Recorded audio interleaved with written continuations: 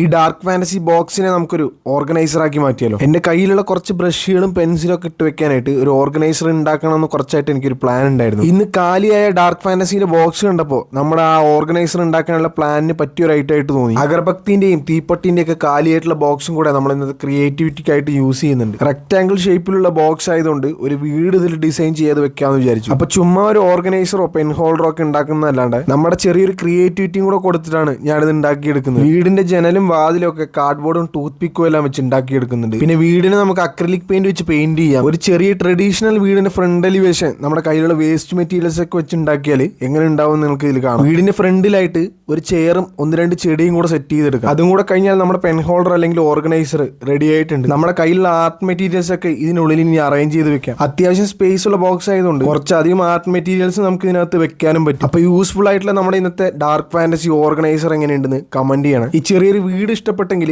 ലൈക്കും കൂടെ ചെയ്യാം.